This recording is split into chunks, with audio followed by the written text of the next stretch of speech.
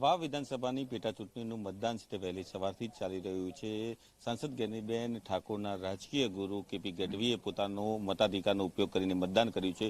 ગઢવી સાહેબ આપણી જોડે છે, તેમની સાથે વાત કરીશું। શું કહીશો, આજે આપે પોતાના મતાધિકારનો ઉપયોગ કર્યો છે? આજે મેં લોકશાહીમાં જે આપણને મોટા મોટું હથિયાર આપ્યું છે એ હથિયારનો આપણને જે અધિકાર આપ્યો છે મેં એનો ઉપયોગ કરી અને મેં મારો કિંમતી અને પવિત્ર મત આપ્યો છે। આજે આપનું જ ગામ છે મમાણા, તે આજ દિન સુધી એક પણ વાર ગ્રામ પંચાયતની ચૂંટણી થઈ નથી અને આ જે વિધાનસભાની ચૂંટણી છે એમાં આપ મતદાન આપી રહ્યા છો, શું કહીશું?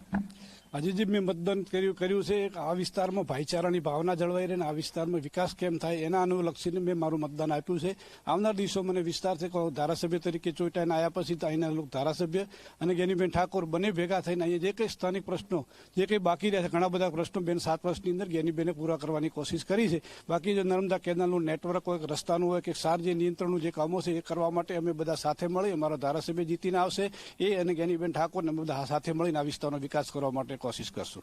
ખાસ કરીને આ વખતે ગુલાબસિંહ સાથે તમે ચૂંટણી પ્રચારમાં હતા, એવા કયા મુદ્દાને લઈને પ્રજા વચ્ચે ગયા હતા અને આજે મતદાન છે તો એવા કયા મુદ્દાને ધ્યાનમાં રાખીને કોંગ્રેસ તરફથી મતદાન થાય તેવું તમને લાગી રહ્યું છે?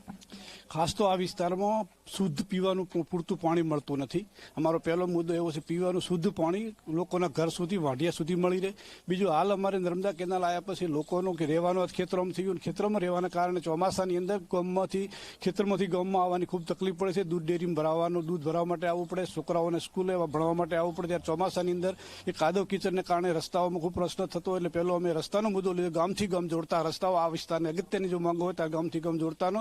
અને નર્મદાને કારણે જે ક્ષાર વધુ જે આ વિસ્તારમાં ફેલાઈ રહ્યો છે એટલે ક્ષાર નિયંત્રણ માટે અમે પ્રયોગ ચાલશું, ક્ષાર નિયંત્રણ કઈ રીતે અટકે અને બાકીના જે ખેતરો સુધી પાણી પહોંચ્યું નથી એ ખેતરો દ્વારા નેટવર્ક સરકારમાં રજૂઆત કરીને નર્મદાનું પાણી બાકીના ખેતરોમાં તાત્પર્ય મળે એના માટે પણ અમે મુદ્દા બનાવીને રજૂઆત કરી છે। આ વખતે કોંગ્રેસની સામે ભાજપ સહિત અપક્ષ પણ હતું, બંને પાર્ટીઓએ જોરશોરથી પ્રચાર કર્યો હતો।